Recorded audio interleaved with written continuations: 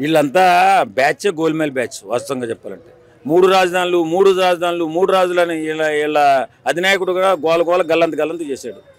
ఎక్కడ కూడా ఒక్క రాజధానిలో కూడా ఒక్క ఇటుకు కూడా పెట్టినట్లేదు. ఈవేళ ఏంటంటే 2029లో మేము వస్తే మన అమరావతిని రాజధానిగా మేము అభివృద్ధి చేస్తామని అంటున్నాడు. సిగ్గుంది అసలు వీళ్ళకి. వాస్తవంగా 5 సంవత్సరాల అధికారంలో ఉన్నప్పుడు మాట్లాడిన మాటలు ఏమిటి, ఇప్పుడు చేస్తున్న చేష్టలు ఏమిటి? అంటే రేపు పొద్దున్న ఈ మాట మీద వాళ్ళు నిలబడతారని మనం అనుకోవచ్చా? ఈవేళ మీడియా సమావేశంలో ఏదో పునీతుల్లోకి మాట్లాడుతున్నారు వీళ్ళు, సజ్జల రామకృష్ణారెడ్డి వీళ్ళు. అసలు వీళ్ళకి అసలు మానవత్వం అంటూ ఉందా?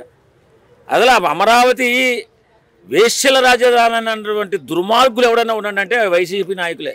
అంత దుర్మార్గమైన నీచులు వేళ మళ్ళీ మేము అమరావతిని కడతామంటే ఎవడు నమ్ముతాడు, ఎవడిస్తాడు అవకాశం? రీసెంట్గా కూడా కొద్ది రోజుల కిందట సజ్జల రామకృష్ణారెడ్డి గారు ఈ అమరావతి రాజధానిలో ఉన్న మహిళలందరూ కూడా వేశ్యల రాజధాని అని చెప్పి ఒక టాపిక్ అనేది వైరల్ అయినప్పుడు సజ్జల రామకృష్ణారెడ్డి గారు కూడా అక్కడ ఉన్న మహిళలందరూ కూడా ఏ జాతికి చెందిన వాళ్ళు, ఏ కులానికి చెందిన వాళ్ళు అని చెప్పి కొంత దూషించడం జరిగింది. మరి అదే సజ్జల రామకృష్ణారెడ్డి గారు ఇప్పుడు అమరావతి మీద ప్రేమ కురిమిత్తడం అనేది ఎలా అనిపిస్తుంది మీకు? ఇదంతా దొంగ ప్రేమ అండి. వీళ్ళంతా గజ దొంగ గంగులుగాళ్ళు వీళ్ళు. వైసీపీ నాయకులు అంటేనే ఒక దుర్మార్గమైన ఆలోచనతో ఉన్నటువంటి దుర్మార్గులు. వాస్తవంగా అంత నీచంగా అమరావతి ప్రజల్ని, అమరావతి ఆడపడుచుల్ని మాట్లాడినటువంటి ఈ నీచులు వేళొచ్చి మళ్ళీ అమరావతి పునీతమైపోయిందా వీళ్ళ దృష్టిలో? అంటే వీళ్ళు ఇప్పుడు రాజకీయంగా వీళ్ళు గెలవడం కోసం ఎన్ని నాటకాలైనా చేస్తారు, ఎన్ని తప్పులైనా చేస్తారు, ఎన్ని దరిద్రాలైనా చూపిస్తారు, ఎన్ని దరిద్రాలైనా చేస్తారు. కాబట్టి సజ్జల రామకృష్ణారెడ్డి, జగన్మోహన్ రెడ్డి వీళ్ళని ఎవరిని నమ్మే అవకాశమే లేదు.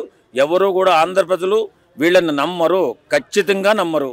సజ్జల రామకృష్ణారెడ్డి గారు మాట్లాడుతూ 3 రాజధానులు అనేది ఇంక ఉండదని అన్నారు. కానీ 2019కి ముందు అమరావతి రాజధాని యాక్సెప్ట్ చేశారు. 2019 తర్వాత 3 రాజధానులను కొత్త కాన్సెప్ట్ తీసుకొచ్చారు. ఇప్పుడు మళ్ళీ ఓడిపోయిన తర్వాత ఇప్పుడు 3 రాజధానులు అనే కాన్సెప్ట్ ఉండదని అన్నారు. ఏం జరుగుతుంది అన్నారు? అంటే పూటకో మాట ఇది ఎంతవరకు కరెక్ట్ అంటారు? వైసీపీ ఏ విషయంలో కూడా ఒక స్టాండ్ లో ఉండని పార్టీ, పనికిమాలి పార్టీ ఏదైనా ఉందంటే అది వైఎస్ఆర్సీపీ పార్టీ. ఎందుకంటే ఎంతో అద్భుతంగా, ఎంతో అభిమానంతో, ప్రేమతో 151 సీట్లు ఇచ్చి అద్భుతమైన గౌరవాన్ని ఇచ్చి గెలిపించుకున్నటువంటి ఆంధ్ర ప్రజలను సర్వనాశనం చేసిన పార్టీ ఏదైనా ఉందంటే వీళ్ళు ఈ వైఎస్ఆర్సీపీ పార్టీ.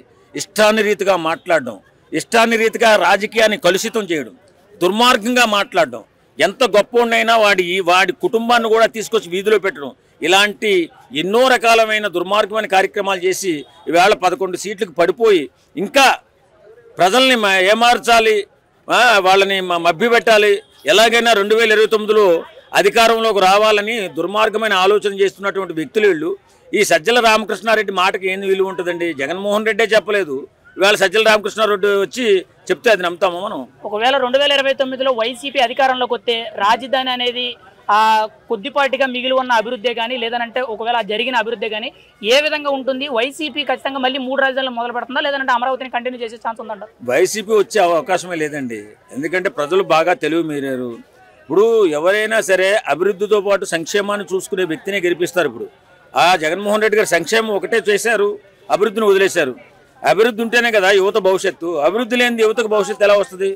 కాబట్టి యువతకు భవిష్యత్తు లేనటువంటి, యువతకు భవిష్యత్తు చూపించినటువంటి ఏ పార్టీ అయినా సరే అధపాతాళానికి వెళ్ళిపోవచ్చు. ఒక ఉదాహరణ, యువతను సర్వనాశనం చేద్దామనుకున్నటువంటి ఎవరైనా కానీ యువత భవిష్యత్తు చూపించలేనటువంటి వాడు సమర్థుడు కాదు. కాబట్టి ఈవేళ జగన్మోహన్ రెడ్డి 11 సీట్లకు పరిమితం చేశారు యువతంతా కలిసి.